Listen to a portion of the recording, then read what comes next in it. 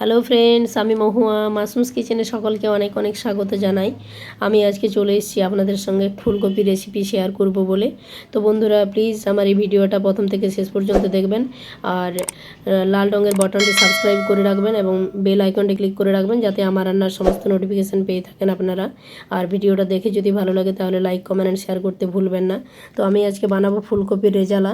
তো এই রান্নাটা করার জন্য কী কী নিয়েছি সেটা আপনাদেরকে একবার দেখিয়ে নিই। এখানে আমি 500 সাইজের ফুলকপি একটা মাঝারি সাইজ করে করে এটা কেটে নিয়েছি, দেখতে পাচ্ছেন। আর এখানে আমি ফোড়নের জন্য নিয়েছি শুকনো লঙ্কা, গোটা গোলমরিচ, গরম মশলা, গোটা জিরে আর তেজপাতা, আর অল্প একটু গরম মশলা নিয়েছি। আর এখানে নিয়ে নিয়েছি 2 টেবিল চামচ পোস্ত এবং 2 টেবিল চামচ নারকেল কোড়া। আর এখানে নিয়ে নিয়েছি 7 থেকে 8টার মতো কাজু আর 2 টেবিল চামচ চারমগজ। আর এখানে 100 গ্রাম টক দই ফেটানো। আর এখানে নিয়ে নিয়েছি অল্প একটু 1 চামচ পরিমাণে ঘি। এবার আমি কড়াইটা গ্যাস অন করে দিয়েছি। কড়াইয়ে জল দিয়ে আমি ফুলকপিটা 5 মিনিটের মতো সেদ্ধ করে নেব লবণ দিয়ে। এখন আমি ঢাকাটা দিয়ে দেব, 5 মিনিট সেদ্ধ করব। ততক্ষণে আমি এগুলো মিক্সিতে পেস্ট করে নেব। আমি সব একসঙ্গে দিয়ে দিচ্ছি। অল্প একটু জল দিয়ে আমি এটা এখন ভালো করে বেটে নেব। ফুলকপি আমার সেদ্ধ হয়ে গেছে। এবার আমি কড়াই বসিয়ে কড়াইয়ে তেল দিয়ে দিলাম।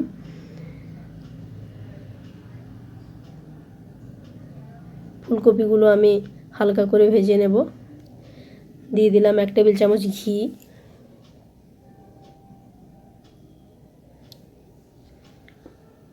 ফুলকপিগুলো আমি খুব বেশি ভাজবো না, হালকা জাস্ট কালারটা চেঞ্জ হবে, আমি ফুলকপিটা তুলে নেব। এদিকে আমার পেস্ট বানানো হয়ে গেছে, দেখতে পাচ্ছেন। ফুলকপিটা এবার আমি তুলে নেব। এবার আমি কড়াইয়ের মধ্যে যে তেলটা ছিল তার মধ্যে গরম মশলা ফোড়ন দিয়ে দেব শুকনো লঙ্কা, তেজপাতা। এটা আমি 15 থেকে 20 সেকেন্ড ফ্রাই করে নেব। এবার এর মধ্যে আমি ওই পেস্টটা দিয়ে দেব, তারপর কিছুক্ষণ নাড়াচাড়া করব। এখানে 2 মিনিটের মধ্যে এটা মশলাটা শুকিয়ে যাবে, কেন কি যেহেতু কাজু দেওয়া আছে। তো তাই আমি পাত্রটা ধুয়ে 1/2 কাপ পরিমাণ জল দেব এটার মধ্যে।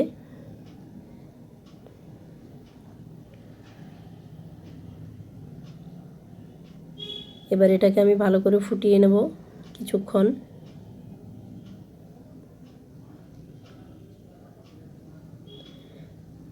দেখতে পাচ্ছেন পেস্টটা আমার শুকনো শুকনো হয়ে গেছে। এবার গ্যাসটা আমি লো ফ্লেমে করে দিলাম। এর মধ্যে আমি ফাটানো দইটা দিয়ে দেব। দই দেওয়ার পর অবশ্যই লো ফ্লেমে করবেন, তা না হলে দইটা কেটে যাবে। এবার ভালো করে এর মধ্যে দইটা মিশিয়ে নিচ্ছি আমি। দেখতে পাচ্ছেন সুন্দরভাবে একটা মিশ্রণ তৈরি হয়ে গেছে। এবার এর মধ্যে আমি অল্প একটু পরিমাণ জল দেব। আবারও খানিকক্ষণ আমি নাড়াচাড়া করে নেব।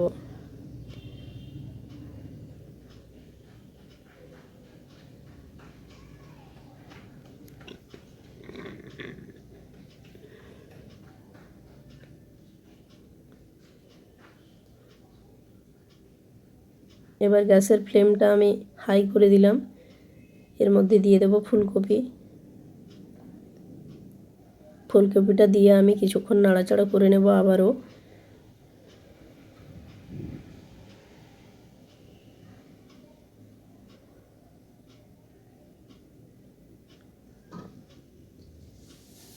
এখন দেখতে পাচ্ছেন এটা ভাজা ভাজা হয়ে গেছে। এবার আমি এর মধ্যে 1 চামচ পরিমাণ চিনি দিলাম আর পরিমাণ মতো লবণ দিলাম।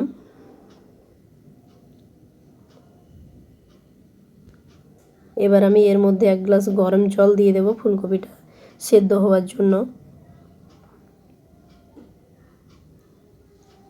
এবার আমি 5 মিনিট ঢাকা দিয়ে রেখে দেব, যাতে করে ফুলকপিটা ভালোভাবে সেদ্ধ হয়ে যায়। ঢাকনা এখন আমি খুলে নিয়েছি, দেখতে পাচ্ছেন।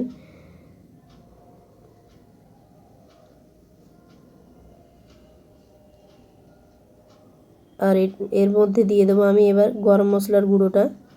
তারপর আবারও কিছুক্ষণ নাড়াচাড়া করে নেব। আর এটা একটু ঝোল ঝোল মতো হবে, তাই খুব বেশি মাখা মাখা করার দরকার নেই।